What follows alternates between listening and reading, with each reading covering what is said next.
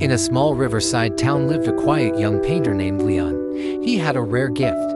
He didn't just paint what he saw, he painted what he felt. People swore his art could heal, that his colors could calm the storms inside a person's mind. They called him a genius, the kind born only once in a generation. But one morning, Lian dipped his brush into his palette and froze. The red turned gray. The blue turned gray. Even the brightest yellow became nothing but lifeless ash.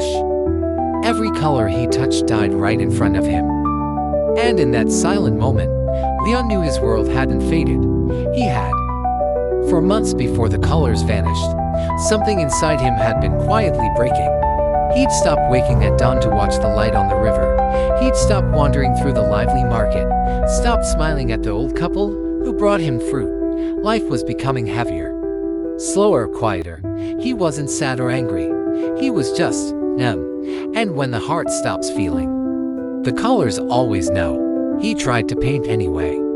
He dragged his brush across canvas after canvas, praying for a single stroke of life. But every painting turned out the same: empty, dull, emotionless gray. He hid the failures under his bed until the frame began to creak. He stopped inviting people in. When his neighbors knocked, he'd lie through the door. "I'm busy, I'm fine, I'm working on something new." Whispers spread through the town. Lian has lost it. He's finished. They thought his talent had run out. But the truth was simpler and much sadder. Lian hadn't lost his colors. He had lost himself. One rainy night, as he stared at a cold, gray canvas, there was a soft knock. It was Mira, the elderly woman who sold brushes at the riverside stall. She was the first person to ever call him an artist. She stepped inside, her eyes scanning the lifeless studio. "Lian," she whispered, looking at the gray painting, "when did you stop living?" He didn't know how to answer.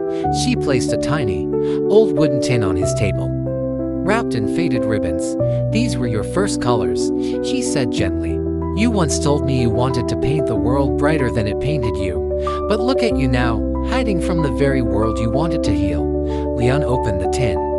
Inside were his messy childhood paints, scratched, dried, imperfect, but familiar. And knot in his chest tightened, and before he could stop it, a single tear fell onto his palette.